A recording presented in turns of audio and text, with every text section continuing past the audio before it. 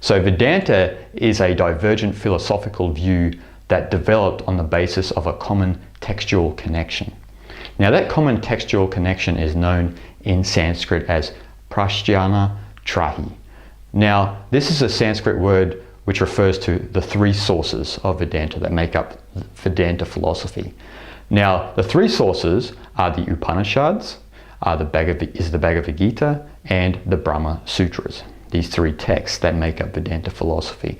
A lot of you are probably familiar with the Upanishads and Bhagavad Gita especially. Now, as a result of these three texts, there are more than 10 schools of thought in Vedanta. But there are really only three major ones that we need to consider. The first is Advaita. Now, Advaita means non-dualism. The second is Vishishtadvaita, which is qualified non-dualism. And the third is Vaita, which is dualism. Now, the founders of these three schools are some of the greatest philosophers coming from India. The first is Adi Shankara, which a lot of you are probably familiar with, Ramanuja, and then Nimbarka, and last but not least, Madhva. Now, a lot of people refer Advaita Vedanta, when they think about Advaita Vedanta, they think about Adi Shankara. Now, Shankara lived in the 8th century, and he was the principal exponent of Advaita Vedanta interpretations through his numerous commentaries on the three texts that we just mentioned.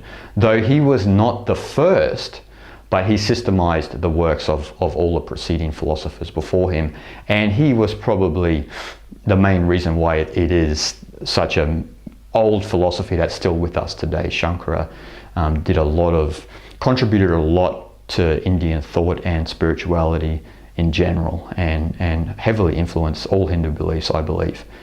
Now, when we look at the word Advaita, Advaita in Sanskrit literally means not to, no second, okay?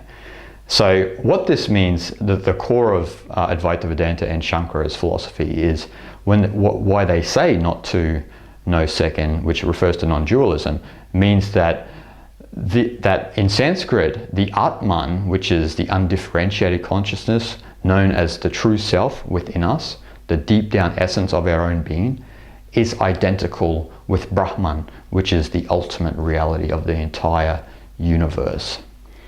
Now, the concept of Brahman, Shankara's concept of Brahman, is actually similar to Mahayana Buddhism, because when we look at the Buddhist philosopher Nagarjuna, Nagarjuna's idea of sunyata in Mahayana Buddhism is very similar to Brahman, and this sometimes leads people to think that Shankara was a crypto-Buddhist, but we don't know, because Nagarjuna was before his time.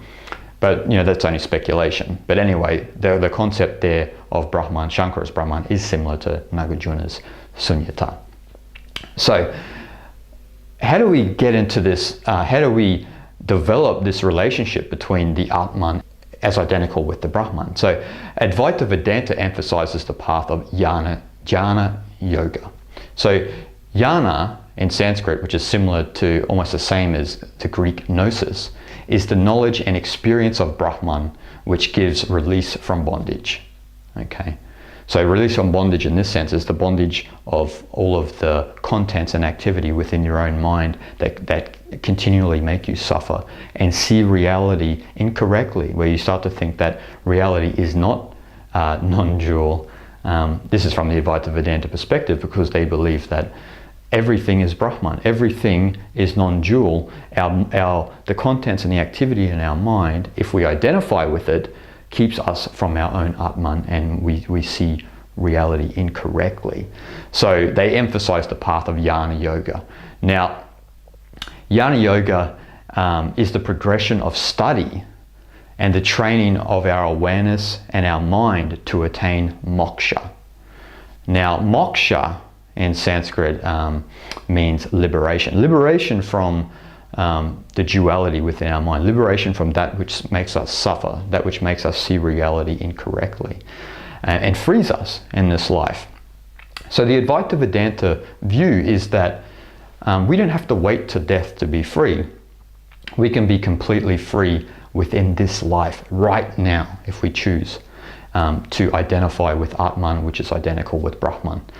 This is the Sanskrit concept of Ajivan Mukta. Ajivan Mukta in Sanskrit means someone who is completely liberated in this life while they are still in the body.